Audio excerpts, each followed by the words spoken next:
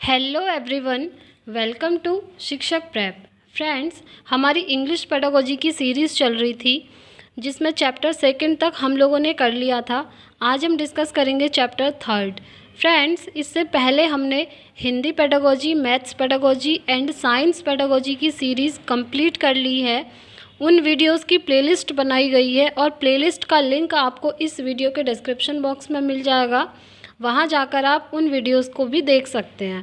Friends, ये जितनी भी पेडागोजी की सीरीज़ है ये आपको सारे ही टीचिंग एग्ज़ाम्स में हेल्प करेंगी, like DSSB, KVS, NVS, UP TET, REET and other TET exams में, एंड स्पेशली फॉर CTET। ठीक है, तो चलिए फ्रेंड्स देखते हैं आज का चैप्टर थर्ड, जिसके अंदर हम पढ़ेंगे लैंग्वेज एक्विजिशन डिवाइस, जिसे हिंदी में कहते हैं भाषा अर्जन यंत्र। ठीक है, और इसे शॉर्ट में कह देते हैं LAD।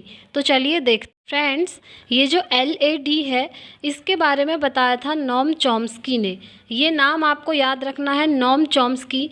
ये बहुत इंपॉर्टेंट टॉपिक है इंग्लिश पेडागोजी में भी एंड अदर सब्जेक्ट्स पेडागोजी में भी, स्पेशली फॉर CTET। ठीक है, तो जो LAD है लैंग्वेज एक्विजिशन डिवाइस, इसके बारे में बताया था नोम चॉम्स्की ने। तो देखते हैं नोम चॉम्स्की ने LAD के बारे में क्या क्या बताया था। देखिए, सबसे पहला पॉइंट है ह्यूमंस ओनली इनेट कैपेबिलिटी, फिर है एफर्टलेसली फ्रॉम एनवायरनमेंट, फिर है जनरेट ग्रामर रूल्स, एंड फिर लिखा है weakens with age after 5 year. ठीक है, तो ये जितने भी पॉइंट्स हैं इन्हें हम अब डिटेल में समझ लेते हैं। देखिए, सबसे पहले हमने क्या पढ़ा था, इनेट कैपेबिलिटी ना। तो देखिए, innate capability is present in human child for language acquisition because according to Noam Chomsky LAD is present in human brain.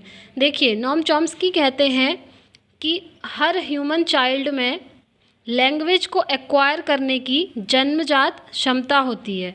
इनेट capability मतलब होता है जन्मजात क्षमता या फिर आंतरिक क्षमता। ठीक है, तो नोम चॉम्स्की कहते हैं जितने भी ह्यूमन बीइंग्स हैं उनके अंदर लैंग्वेज को यानी कि भाषा को एक्वायर करने की जन्मजात क्षमता होती है। ठीक है, अब ऐसा किस लिए होता है, देखिए, क्योंकि according to Noam Chomsky LAD is present in human brain, क्योंकि ह्यूमन ब्रेन के अंदर LAD प्रेजेंट होता है। ठीक है, कहने का मतलब है नोम चॉम्स्की कहते हैं कि हर ह्यूमन ब्रेन के अंदर LAD पाया जाता है, लैंग्वेज एक्विजिशन डिवाइस पाया जाता है। ठीक है, और इसी के कारण हर ह्यूमन बीइंग्स में लैंग्वेज को एक्वायर करने की जन्मजात क्षमता होती है। ठीक है, आई होप अब आप लोग इसका पूरा मतलब समझ गए होंगे।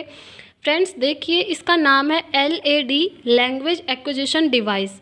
ये कोई टेक्निकल डिवाइस नहीं है। ठीक है, ये है ह्यूमन ब्रेन के अंदर एक लैंग्वेज को एक्वायर करने की डिवाइस होती है, जिसके कारण बच्चा लैंग्वेज को एक्वायर कर पाता है और एक्वायर करने की जन्मजात क्षमता के साथ पैदा होता है। ठीक है, ये चीज़ कही है नोम चॉम्स्की ने।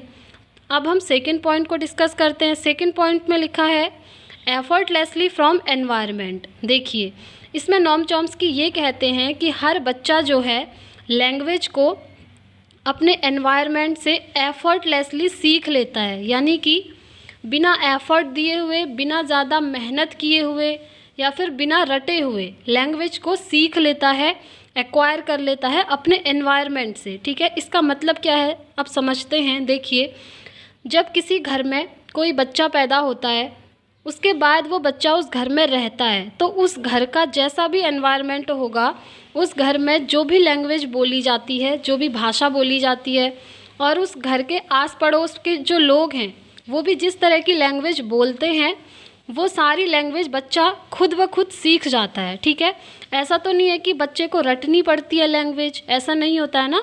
बच्चा उनकी लैंग्वेज को सुनता है और बोलना सीख जाता है, और वो भी कुछ टाइम बाद एकदम प्योर लैंग्वेज बोलना सीख जाता है। तो एनवायरनमेंट का इफ़ेक्ट पड़ता है बच्चे की लैंग्वेज पर। इसीलिए नोम चॉम्स्की कहते हैं कि बच्चा जो है अपने एनवायरनमेंट से लैंग्वेज को ईजीली एक्वायर कर लेता है, और वो भी एफर्टलेसली। ठीक है, बिना एफर्ट दिए हुए। सेकंड पॉइंट भी आई थिंक आपको समझ में आ गया होगा। अब हम देखते हैं third point, weakens with age after 5 year. ठीक है, देखिए, जनरेट ग्रामर रूल्स, इसको हम लास्ट में समझेंगे। पहले हम समझ लेते हैं weakens with age after 5 year, इसका क्या मतलब है। देखिए, नोम चॉम्स्की कहते हैं कि जैसे जैसे बच्चे की एज बढ़ती है तो जो एलएडी होता है बच्चे के ब्रेन में वो वीक होने लगता है। ठीक है, आप समझ रहे होंगे।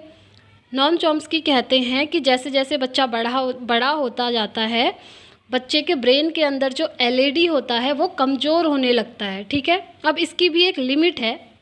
देखिए, आफ्टर 5 ईयर, 5 साल के बाद, यानी कि अर्ली चाइल्डहुड के बाद, आपको पता होगा ना 5 साल तक अर्ली चाइल्डहुड रहता है, तो हम कहेंगे आफ्टर 5 ईयर या फिर after early childhood LAD is weak and LAD is weakens with age.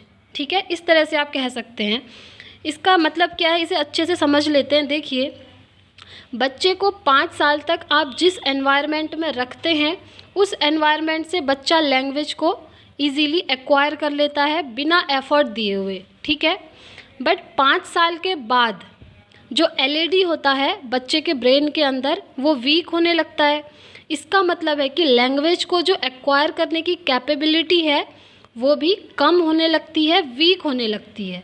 ठीक है, यही चीज़ नोम चॉम्स्की ने कही है। और आपने भी देखा होगा 5 साल के बाद अगर आप बच्चे को किसी दूसरे एनवायरनमेंट में ले जाएं, फॉर एग्ज़ाम्पल एक हिंदी स्पीकिंग स्टेट का बच्चा है, ठीक है, वो 5 साल तक हिंदी स्पीकिंग स्टेट में रहा है और 5 साल तक उसने ओनली हिंदी सुनी है और हिंदी ही उसने सीख ली है। ठीक है, तो 5 साल तक हिंदी जो लैंग्वेज उसने सीखी उसे बिना एफर्ट दिए हुए उसने सीख लिया। ज़्यादा मेहनत नहीं करनी पड़ी, ना ही उसने कुछ रूल्स रटने पड़े। ठीक है, इस तरह का कुछ नहीं होता है, बच्चा इजीली बिना एफर्ट दिए हुए लैंग्वेज को सीख लेता है। अब 5 साल के बाद अगर उस बच्चे को इंग्लिश स्पीकिंग स्टेट में भेज दिया जाए, ठीक है, 5 साल के बाद, तो क्या होगा, बच्चे को वहाँ पर इंग्लिश बोलनी पड़ेगी। बट बच्चे को इंग्लिश तो आती नहीं है क्योंकि 5 साल तक तो वो हिंदी स्पीकिंग स्टेट में रहा है। तो 5 साल के बाद जब वो इंग्लिश लैंग्वेज को सीखना स्टार्ट करेगा तो वो उस लैंग्वेज को एफर्टलेसली नहीं सीख पाएगा। ठीक है, उस लैंग्वेज को सीखने के लिए उसे बहुत एफर्ट देना पड़ेगा, बहुत ज़्यादा मेहनत करनी पड़ेगी। ठीक है, और बहुत सारे रूल्स उसने रटने भी हो सकते हैं, समझने भी हो सकते हैं। तो कहने का मतलब है 5 साल के बाद अगर वो दूसरी लैंग्वेज सीखता है तो वहाँ पर उसे बहुत एफर्ट देना होगा और तभी वो उस लैंग्वेज को सीख पाएगा। ठीक, आई होप अब आपको ये जो पॉइंट है समझ में आ गया होगा। अब हम नेक्स्ट पॉइंट की बात कर लेते हैं, जनरेट ग्रामर रूल्स। देखिए, जनरेट ग्रामर रूल्स, नोम चॉम्स्की कहते हैं कि बच्चे के ब्रेन में ग्रामर रूल्स जो होते हैं खुद ही जनरेट हो जाते हैं अपने एनवायरनमेंट से। ठीक है, और वो भी किसकी हेल्प से, LAD की हेल्प से। फॉर एग्ज़ाम्पल, एक बच्चा है जो कभी स्कूल नहीं गया, ठीक है, फिर भी वो लैंग्वेज को अच्छी तरह से बोल लेता है। उसके घर में जो लैंग्वेज बोली जाती है उस लैंग्वेज पे वो बातचीत आराम से कर लेता है और एकदम प्योर लैंग्वेज सीख लेता है। ऐसा नहीं है कि वो सेंटेंसेस गलत बनाता है या एक सेंटेंस में जो वर्ड्स होते हैं उन्हें आगे पीछे बोलता है, ऐसा तो नहीं होता ना। बच्चा बोल लेता है लैंग्वेज को ईजीली। वो इसीलिए होता है क्योंकि बच्चे के ब्रेन में क्या होता है, जो ग्रामर रूल्स होते हैं वो खुद ही जनरेट हो जाते हैं LAD की हेल्प से। ठीक है, आई होप आपको समझ में आ रहा होगा कि बच्चे के दिमाग में ग्रामर रूल्स खुद ही जनरेट होने लगते हैं अपने एनवायरनमेंट से, क्योंकि बच्चे के ब्रेन में LAD पाया जाता है, इसकी हेल्प से ही वो रूल्स जनरेट होते हैं। इसीलिए एक बच्चा जो कभी स्कूल नहीं गया फिर भी वो एक भाषा को इजीली बोलना सीख लेता है बिना स्कूल गए हुए। ठीक है, आई होप अब आपको ये टॉपिक अच्छे से समझ में आ गया होगा। फ्रेंड्स, ये जो लैंग्वेज एक्विजिशन डिवाइस है इससे CTET में हमेशा क्वेश्चन आते हैं, ये बहुत इंपॉर्टेंट है, इसीलिए मैं आपको ये चीज़ बार बार बता रही हूँ। तो आप लोग इस टॉपिक को अच्छे से पढ़ लीजिएगा। अब हम बात करते हैं, देखिए ये एक डायग्राम आपको दिख रहा होगा। नोम चॉम्स्की कहते हैं कि ह्यूमन का जो ब्रेन होता है उसके 2 हेमस्फीयर होते हैं। ठीक है, ये जो आपको राउंड दिख रहा है ना, आप मान लीजिए ये आपका ब्रेन है। हर ह्यूमन बीइंग का ये ब्रेन है और ब्रेन के 2 हेमस्फीयर होते हैं। ठीक है, ये कहते हैं नोम चॉम्स्की, जिसमें से पहला हेमस्फीयर होता है लेफ़्ट ब्रेन और दूसरा होता है राइट ब्रेन।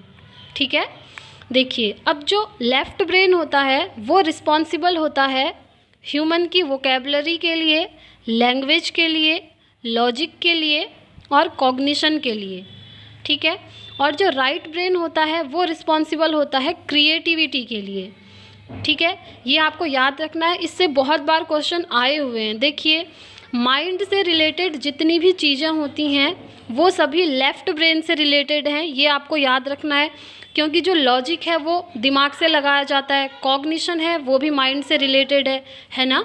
तो जो हमारा लेफ़्ट ब्रेन होता है वो हमारे लॉजिक, कॉग्निशन, लैंग्वेज और वोकेबलरी के लिए रिस्पॉन्सिबल होता है, और जो राइट ब्रेन होता है हमारा वो सिर्फ क्रिएटिविटी के लिए रिस्पॉन्सिबल होता है, ठीक है।